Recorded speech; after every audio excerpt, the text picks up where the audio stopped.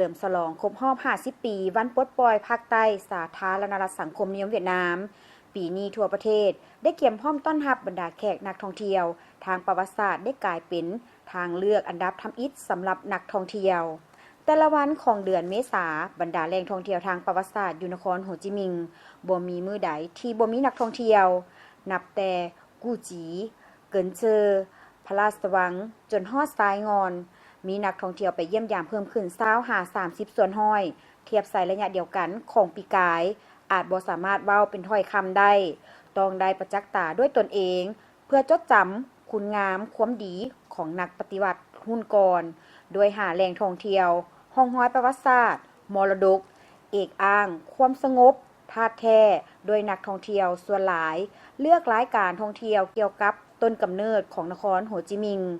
เตยนิงพิธีซักทุงเพื่อสรรเสริญประเทศชาติยูฟู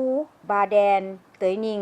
เป็นจุดโดดเด่นที่สุดของรายการท่องเที่ยวเกี่ยวกับต้นกำเนิดของการท่องเที่ยวในตอนค่ำได้ออกแบบพิเศษในโอกาสวันที่30 เดือนเมษายนปีนี้เพื่อเฉลิมฉลองครบรอบ50 ปีวันปลดปล่อยภาคใต้สาธารณรัฐสังคมนิยมเวียดนามเพื่อสะท้อนให้เห็นความเอกอ้างทะนงใจของประชาชนและนักท่องเที่ยวท่าเหวียนฮงกวนอดีตทหารกาวา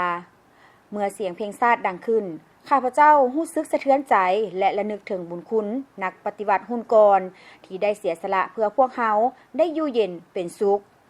เมื่อ50 ปีก่อนสถานที่แห่งนี้เคยเป็นสนามรบต่อสู้กับพวกจักรพรรดิผู้หุกหาญ50 ปีต่อมาภูบาแดนได้กลายเป็นสถานที่ที่โดดเด่นเพื่อให้อดีตทหารได้กลับคืนมาหวนคืนการต่อสู้และระลึกถึงทหารปฏิวัติต่อสู้ปลดปล่อยภาคใต้สาธารณรัฐสังคมนิยมเวียดนาม